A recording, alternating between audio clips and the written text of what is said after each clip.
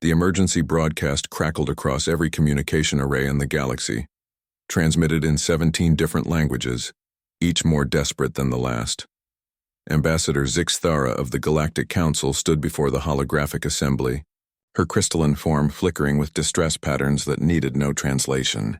The research vessel Prometheus Dawn has been trapped in the gravity well of Kepler 442b for 72 standard hours, she announced, her voice resonating through the council chambers.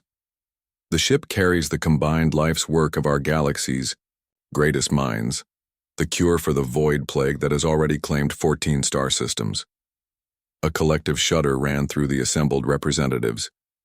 The void plague was a quantum virus that didn't just kill, it erased entire civilizations from existence, leaving behind empty space where planets once thrived. The ship's engines failed during the research mission, Zixthara continued. They're caught in a decaying orbit around a planet with surface gravity, 12 times galactic standard. Atmospheric pressure would crush most life forms instantly. The temperature averages -200 degrees. Even our most advanced rescue vessels cannot survive those conditions. The silence that followed was deafening. Commander Jarek of the Zenthari Navy was the first to speak.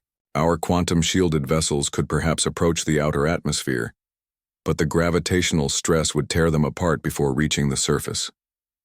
The Ethon representative's tentacles writhed in distress. Our bioships are evolved.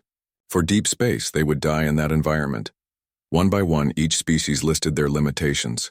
The crystalline collective's ships were too brittle. The gas giant dwellers couldn't function in solid atmosphere. The hive minds required constant neural connections that the planet's magnetic field would disrupt. As hope dwindled, a new voice cut through the despair. The Terran Federation volunteers. Every optical sensor, compound eye, and sensory organ turned toward the human delegation. Captain Sarah Chen stood at her podium, her expression calm but determined. The galaxy had grown accustomed to humans over the past century since first contact, but they were still considered one of the younger, less advanced species. Captain Chen, Zixthara's voice carried polite skepticism. While we appreciate the gesture, the conditions on Kepler 442b are beyond lethal. The rescue would require surviving forces that would pulverize most known materials.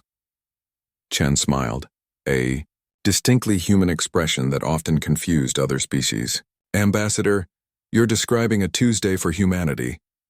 Confused murmurs rippled through the assembly. The human captain activated her holographic display, showing Earth's statistics. 12 times standard gravity? That's only slightly worse than what our deep-sea exploration suits already handle, crushing atmospheric pressure. Our submarines operate under conditions that would flatten most ships. -200 degrees. We've built research stations in environments colder than that. The assembly listened in growing amazement as Chen continued. More importantly, we've been preparing for missions like this. The generation ships that brought us to the stars were designed to be mobile rescue vessels. We call it the Noah Protocol. Admiral Vorth of the Draconian Empire leaned forward. Even if your vessels could survive the descent, how would you navigate? The electromagnetic interference would blind any navigation system. We'll navigate the way our ancestors did before star charts, Chen replied, by reading the environment, using instruments that don't rely on electromagnetic signals, and most importantly, by being too stubborn to fail.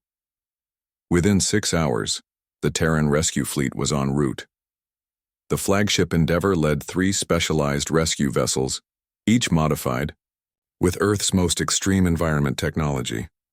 The hulls were reinforced with materials forged in Earth's deepest ocean trenches. The engines were designed to operate in conditions that would shut down conventional drives. Captain Chen stood on the bridge as they approached Kepler 442b, watching the planet grow larger on the view screen. It was a hellish world of crushing storms and crushing gravity, the kind of place most species would consider uninhabitable. "Looks like home," muttered her pilot, Lieutenant Rodriguez, checking their descent vector. The other species watched, in amazement through long-range sensors as the human ships dove into the planet's atmosphere. They maintained contact even as the electromagnetic storms raged around them. When conventional sensors failed, they switched to primitive optical guidance. When the optical systems were overwhelmed, they navigated by instinct and experience. The Prometheus Dawn was found half buried in an ice plain, its hull cracked but intact. The rescue teams worked in powered exoskeletons that could barely compensate for the crushing gravity, their movements slow and deliberate. They cut through the ship's damaged hull with tools that functioned, despite the extreme conditions. Inside, they found 23 survivors from various species, unconscious but alive in their emergency pods. The precious research data was secured in quantum storage cores that the humans carefully extracted. The ascent was even more dangerous than the descent. Loaded with survivors and equipment, the human ship strained against the planet's gravitational grip. But humanity had spent millennia climbing out of gravity wells, first from Earth, then from gas giants, then from worlds even more hostile than this one. As the rescue fleet cleared the atmosphere, the galaxy watched in silence. The impossible had been accomplished. Back in the council chambers, Ambassador Zix addressed the human delegation with something approaching awe. Captain Chen, your species continues to confound our understanding. How do you consistently achieve what we consider impossible? Chen considered the question carefully. Maybe it's because we don't consider it impossible. Humans have always lived on the edge of extinction.